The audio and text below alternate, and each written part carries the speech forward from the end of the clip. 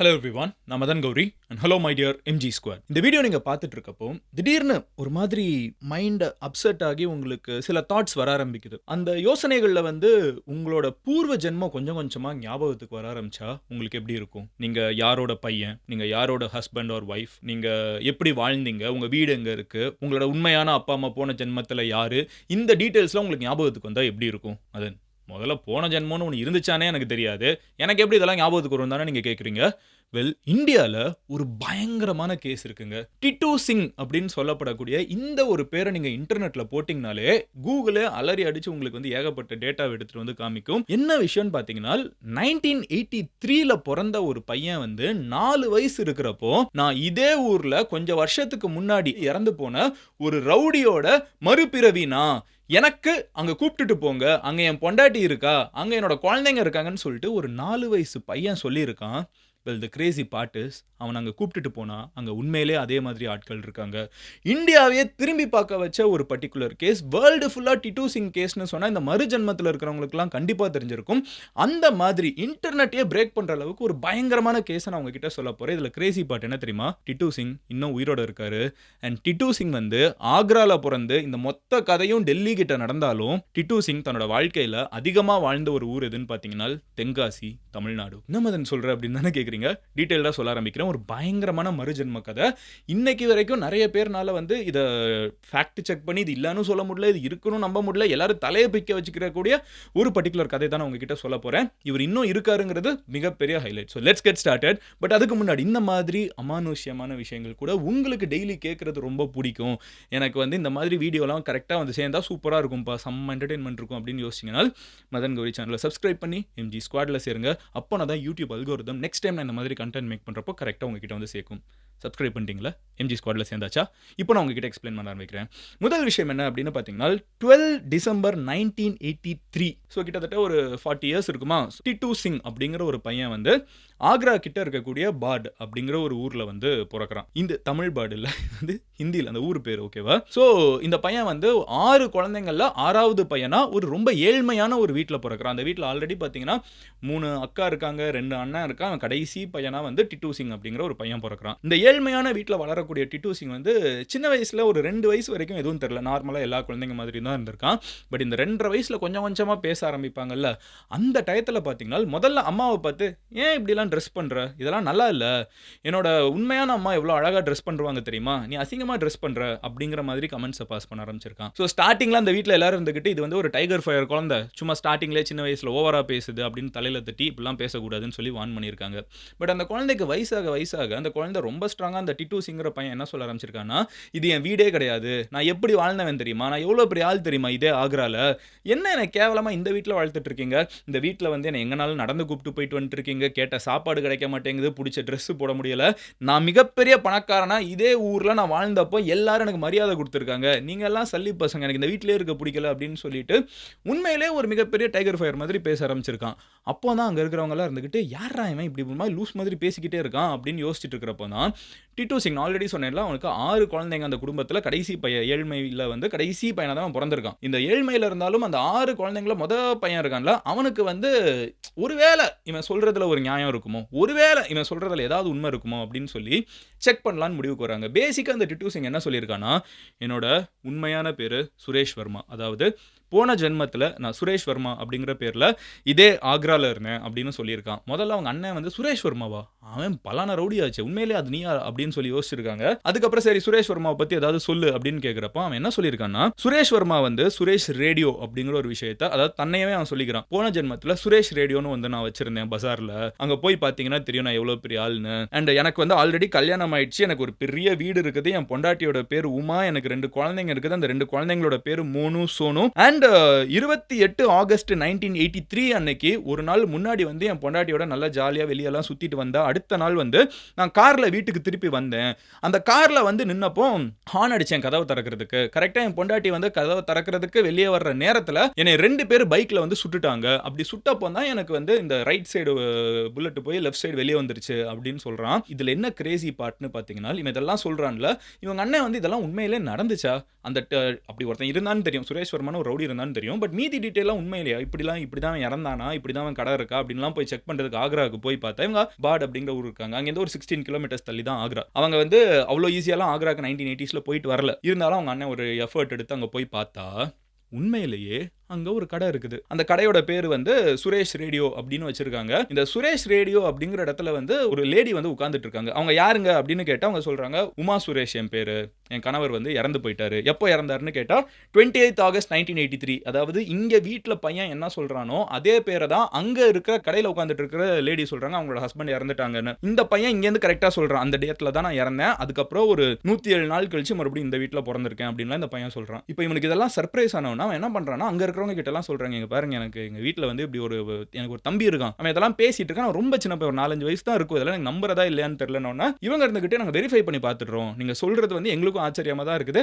இவன் எல்லாம் பிராங்க் பண்ணிருக்கான். ஊருக்குள்ள இப்பெல்லாம் ஒரு பையன் புருஷன் அப்படின்னு சொல்லிட்டு ஒரு ஓல்டு லேடி ஒருத்தங்களை சொல்லிட்டு இருந்தா எவ்வளவு தப்பா இருக்கும். நான் வந்து எதுக்கும் வந்து செக் பண்ணிடுறேன்னு சொல்லிட்டு அடுத்த நாள் உமா அண்ட் உமாவோட மாமனார் மாமியார் எல்லாருமே வந்து ஒரு கார்ல கிளம்பி வீட்டுக்கு வராங்க. யாரோட வீட்டுக்கு? டிட்டுவோட வீட்டுக்கு. பார்ட் அப்படிங்கிற ஊருக்கு, கிராமத்துக்கு வராங்க. டிட்டு வந்து வீட்டு முன்னாடி உட்கார்ந்துட்டு இருந்திருக்கான். உட்கார்ந்துட்டு இருக்கிற டயத்திலே கரெக்டா இந்த கார் வந்த உடனே அவன் வந்து ஏதோ ஒரு கார்னு நினைச்சிட்டு இருக்கான். இறங்கின உடனே பார்த்த உடனே அவன் ஒரு மாதிரி ஹைப் ஆகுறான். ஹைப் ஆகிட்டு அவன் என்ன பண்றான் அப்படின்னு பாத்தீங்கன்னா, கிட்ட போயிட்டு ஏன் கார்ல வரலையா அப்படின்னு சொல்லி கேட்டிருக்கான். அங்க இருக்கிறவங்களுக்கு அதுவே பெரிய அதிர்ச்சி. ஏன்னா அவன் ஒரு ஃபியட் கார் வச்சிருந்தான். அதாவது இந்த சுரேஷ்ங்கிற ஒரு முந்தின ஜென்மத்துல சொல்றான்ல தான் அதுன்னு. சோ இவங்க வீட்டுல இறந்து போன அந்த ஒரு பையன் வந்து 28 வயசுல அவன் இறந்து போயிட்டான். ஓகேவா? ஒரு ரவுடியா வாழ்ந்தான், அவன் இறந்து போயிட்டான். அவன் ஒரு ஃபியட் கார் வச்சிருந்தான். அவன் இறந்ததுக்கு அப்புறம் அது ஒரு துப்பாக்கி வச்சு சுட்டு கண்ணாடி எல்லாம் உடஞ்சா உங்களுக்கு அந்த காரே வேணாம்னு சொல்லிட்டு அதை வித்துட்டாங்க. ஒரு ஃபியட் காரை. இவன் பார்த்த உடனே ஏன் கார்ல வரலன்னா அவங்க சொல்லியிருக்காங்க, இல்ல நாங்க அந்த காரை வித்துட்டோம் அப்படின்னு சொல்லிட்டு அங்கேயே அவங்களுக்கு செம ஷாக்கு.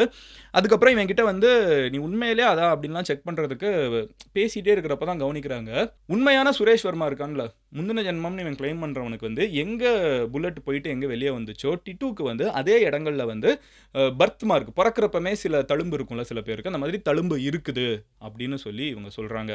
அடுத்த விஷயம் என்னன்னு பார்த்தீங்கன்னா, உண்மையிலே இது டவுட்டா இருக்குது. இருந்தாலும் எப்படி இதெல்லாம் நடக்குமா, வேற இப்படி கேள்விப்பட்டதே இல்லையேன்னு சொல்லிட்டு இந்த டிட்டுங்கிற பையனை வந்து கார்ல தூக்கி போட்டு இவங்க எல்லாரும் கிளம்பி மறுபடியும் வீட்டுக்கு நான் உனக்கு வா வீட்டுக்கு கூப்பிட்டு போய் காமிக்கிறேன்னு சொல்றாங்க. இதுல ஆல்ரெடி அவங்க ஒரு டெஸ்ட் வச்சிருக்காங்க. என்னன்னு பார்த்தீங்கன்னா, இந்த பஜார் வழியா தான் அவங்க போகணும். போற வழியில ஆல்ரெடி சுரேஷ் ரேடியோங்கிற கடை இருக்குது. இவன் போறப்ப ரெகக்னைஸ் பண்றானா இல்லையான்னு பாக்குறதுக்கு இவங்க எதுவுமே சொல்லாம அந்த கார்ல கூப்பிட்டு போயிருக்காங்க. கரெக்டா அந்த கடையை தாண்டறப்போ நிறுத்து கடை இங்க இருக்குது, எங்க போறீங்க அப்படின்னு சொல்லிட்டு இந்த பையன் நிறுத்தி இருக்கான். மறுபடியும் எல்லாருக்கும் அதிர்ச்சி. அடுத்து அந்த கடைக்குள்ள போயிட்டு எல்லாத்தையும் பார்த்துட்டு புதுசா ஒரு ஷெல்ஃப் மாட்டியிருக்காங்க. அந்த ஷெல்ஃப் பார்த்துட்டு இந்த ஷெல்ஃப் நான் இருக்கிறப்போ இல்லையே, புதுசா மாட்டினீங்களா அப்படின்னு சொல்லி அதே மாதிரி கரெக்டா கேட்டிருக்கான். அண்ட் இவன் வந்து ரவுடிசம் பண்ணியிருக்கான், ரவுடி அதெல்லாம் சொல்லிட்டே இருக்கேன்ல. என்ன பண்ணியிருக்கான்னு பார்த்தீங்கன்னா, லக்கி பாஸ்கர் படத்தில் வர மாதிரி இந்த டிவி ரேடியோ இதெல்லாம் இருக்கும்ல, வெளிநாட்டில் இருக்கிற பீசஸை வந்து இல்லீகலா இந்தியாவில் இம்போர்ட் பண்ணி அதை பிளாக் மார்க்கெட்டில் விற்கிறது தான் இவனோட வேலையாக இருந்திருக்குது. ஸோ இந்த சின்ன பையன் வந்து ஆனால் இந்த இல்லீகலா என்னென்ன நடக்குதுங்கிறது வரைக்கும் அந்த கடைக்குள்ள நின்று தெளிவாக பேசியிருக்கான். அது எல்லாருக்குமே அவங்களுக்கு இன்னும் அதிர்ச்சி. இருந்தாலும் அவங்க அப்பா அம்மா 2 பேரும் சரி பையன் நம்மளுக்கு மறுபடியும் கிடைச்சிட்டான் அப்படின்னு சொல்லி ஒரு சைடு ஆறுதல். ஏன்னா 28 வயசுல இறந்து போன பையன், ஓகேவா? அவனோட அப்பா அம்மா, அதாவது சுரேஷ் வர்மாவோட அப்பா அம்மா 2 பேரும் தனக்கு பையன் மறுபடியும் ஜென்மம் எடுத்துட்டான்னு ஒத்துக்கிட்டாலும் உமா அவங்க வந்து அதுக்கு ரெடியா இல்ல. அவங்க வந்து இன்னும் டவுட்ஃபுல்லா இருக்காங்க. ஸோ அவங்க என்ன பண்றாங்கன்னு பார்த்தீங்கன்னா, அவங்களுக்கு 2 குழந்தை இருக்குது, மூணு சோனுன்னு சொல்லிட்டு. அந்த 2 குழந்தையும் இன்னும் ஒரு 20 குழந்தைங்களுக்கு நடுவில் உட்கார வச்சுட்டு இங்க சொல்லுங்க நம்மளோட குழந்தை யாரு 2 பேருன்னு ஒன்று கரெக்டாக இவன் ஐடென்டிஃபை பண்ணி மூணு சோனு 2 பேரையுமே கூப்பிட்டுருக்கான். அதுவுமே எல்லாருக்கும் ஒரு மிகப்பெரிய அதிர்ச்சி. ஸோ இவ்வளோ விஷயம் நடந்த உடனே உண்மையிலேயே சுரேஷ் வர்மா தான் ரீபர்த் ஆகி டிட்டு சிங்கா இருந்திருக்காரா அப்படிங்கிற ஒரு கொஸ்டின் வந்து நிறைய பேருக்கு வர ஆரம்பிச்சிருக்குது. இதில் ஸ்பெசிஃபிக்காக சில கேரக்டர்ஸ் அண்ட் பிஹேவியர்ஸ் வந்து டிட்டு காமிச்சது, அதாவது அந்த சின்ன பையன் மறுஜென்மம்னு இருக்கக்கூடிய ஒரு சின்ன பையன் அந்த காலகட்டத்தில் காமிச்சதை சொல்கிறேன். ஃபர்ஸ்ட் நான் ஆல்ரெடி சொன்ன மாதிரி அம்மா வந்து அழகா இல்லை, அம்மா வந்து ஒழுங்காக சாரி கட்டல, என்னோட மனைவியும் என்னோட அம்மாவும் முந்தின ஜென்மத்தில் சூப்பராக ட்ரெஸ் பண்ணுவாங்கன்னு சொல்லிட்டு சாரியை பற்றிலாம் நிறைய பேசியிருக்கான். இது வந்து ஒரு சின்ன குழந்தை பேசக்கூடிய கான்வர்சேஷனில் பட் இவன் பேசியிருக்கான். ரெண்டாவது என்ன அப்படின்னு பார்த்தீங்கன்னா, வீடு ரொம்ப சின்னதாக இருக்குது, என்னோட வீடு ரொம்ப பெருசாக இருக்கும்னு பேசியிருக்கான். அதே மாதிரி அங்க வீடு பெருசா இருந்திருக்குது. மூணாவது என்னன்னு பாத்தீங்கன்னா, அந்த வீட்டுக்கு அவங்க திருப்பி கூப்பிட்டு போனதுக்கு அப்புறம் இங்க எங்க தங்கத்தை ஒளிச்சு வைப்பீங்கன்னு சொல்லிட்டு கரெக்டா அந்த தங்கம் எங்க புதைச்சு வச்சிருக்காங்கங்கறது வரைக்கும் கரெக்டா வீட்டுக்குள்ள ஸ்பாட் பண்ணி எடுத்திருக்கான். இது எல்லாரையுமே ஸ்பெல் பவுண்ட் ஆக்கி இருக்குது. நாலாவது என்ன அப்படின்னு பாத்தீங்கன்னா, இது எல்லாமே பண்ணி முடிச்சதுக்கு அப்புறம் ரொம்ப ஸ்ட்ராங்கா நான் வந்து சுரேஷ் வர்மாவோட மறுஜென்மம் தான் அப்படிங்கறத வந்து எல்லார்கிட்டயும் சொல்லி அவனும் அதை ஸ்ட்ராங்கா நம்புறதுக்கு டிரைவிங் ஸ்கில் சின்ன பையன் வந்து கார் எடுத்து ஓட்டி காமிச்சிருக்கான். அதுவுமே வந்து பயங்கரமா எல்லாருக்கும் அதிர்ச்சி. எப்படி ஒரு சின்ன பையன் வந்து கார் ஓட்டுறான் அப்படின்னு சொல்லிட்டு இது எல்லாத்தையுமே அவன் பண்ணி முடிச்ச உடனே நிறைய பேர் இவன் தான் அது அப்படின்னு சொல்லி நம்ப ஆரம்பிச்சிட்டாங்க. அது வந்து மறுஜன்மம் தான், டிட்டு சிங் தான் அப்படின்னு சொல்லிட்டு டைம்ஸ் ஆஃப் இந்தியாவில் 1980s வந்து ஒரு ஆர்டிகிள்லாம் வந்து இருக்குது, அதெல்லாம் வாசிக்க முடியுது. ஸோ அப்போ ஒரு பெரிய பரபரப்பாகி இருக்குதுன்னா இவன் எல்லாம் சொல்றதெல்லாம் கரெக்டாக இருக்கு. அதில் ஹைலைட் என்ன அப்படின்னு பார்த்தீங்கன்னா, இந்த பையன் இப்படி நடந்துருச்சுன்னு தெரிஞ்ச உடனே 2 பேர் தானா முன் வந்து வீட்டுக்கு வந்திருக்காங்க டிட்டு சிங்கை பார்க்கறதுக்கு. கரெக்டாக பார்க்க வந்த உடனே டிட்டு சிங் இவங்க 2 பேர் தான் தன்னை சுட்டதா ஐடென்டிஃபை பண்ணுறான். லேட்டரா கோர்ட்டில் அவங்க பயந்து போய் மறுஜன்மம்லாம் எடுத்து ஒருத்தன் வந்துட்டான்னு தெரிஞ்சு அவங்களே கன்ஃபஸ் பண்ணுறாங்க, நாங்கள் தான் கொன்னோன்னு. பேசிக்காக இவங்க வந்து ஒரு இல்லீகல் பிஸ்னஸில் இவனும் ரவுடிசம் பண்ணிருக்கப்போ அந்த பிஸ்னஸ் பகை காரணத்தினால 2 பேர் கொண்டிருக்காங்க. ஆனால் அதுக்கு எந்த சாட்சியுமே இருந்ததில்ல. இன்ட்ரெஸ்டிங்லி கோர்ட்டில் வந்து அவங்களே வந்து கன்ஃபஸ் பண்ணுறாங்க, நாங்கள் தான் பண்ணோன்னு. அவங்க ஜெயிலுக்கும் போகிறாங்க. இப்படி இருக்கக்கூடிய டிட்டு வந்து லேட்டர் பீரியடில் படித்து முடிச்சுட்டு பார்த்தீங்கன்னா படிக்கிறதுக்கே ஹையர் ஸ்டடீஸ் வந்து ஊட்டியில் படிச்சிருக்காங்க. அதுக்கப்புறம் பிரின்சிபலாக தென்காசியில் ஒரு காலேஜில் வேலை பார்த்துருக்காங்க. இது எல்லாத்தையும் முடிச்சுட்டு இப்போ மறுபடியும் ஆக்ரா கிட்ட பத்தாஞ்சலி யூனிவர்சிட்டியில் வந்து வேலை பார்த்துட்டு இருக்காங்க. அவங்க தமிழ்நாட்டில் இருந்த டயத்தில் தான் பயங்கரமாக தமிழ் கற்றுக்கிட்டு இருக்காங்க, தமிழ் பேசவும் செய்வாங்க. டிட்டு என்ன சொல்கிறாங்கன்னா, நான் தமிழா இல்லை ஹிந்தியான்னு கூட யாருக்கும் தெரியாது தமிழ்நாட்டில், அவ்வளோ சூப்பராக தமிழ் பேசுவேன்னு சொல்லிட்டு ஒரு பாட்காஸ்ட்டில் டிட்டுவே உட்காந்து பேசுகிறாரு. இப்போ அவர்கிட்ட நீங்கள் சொல்கிறதெல்லாம் நிறைய பேர் நம்ப மாட்டேங்கிறாங்க, நீங்கள் சொல்கிறது வந்து சும்மா புருடா கட்டுக்கதைன்னு சொல்கிறாங்க. அதுக்கு காரணம் என்னன்னு பார்த்தீங்கன்னா, டிட்டு சிங் அப்படின்னு சொல்கிற இந்த ஒரு பையன் வந்து இன்னவே அந்த இறந்து போன சுரேஷ் இருக்கான்ல, அவனோட ஒரு தூரத்து சொந்தமாக இருக்கலாம்னு சில தியரிஸ் இருக்குது. அடுத்து என்ன சொல்கிறாங்கன்னா, அந்த இறந்து போன சுரேஷோட குடும்பத்துக்கு வந்து யார் 2 பேர் இதை பண்ணாங்கன்னு தெரியும், ஆனால் எந்த ப்ரூஃபும் இல்லைங்கிறதுனால கோர்ட்டில் நிரூபிக்க முடியல.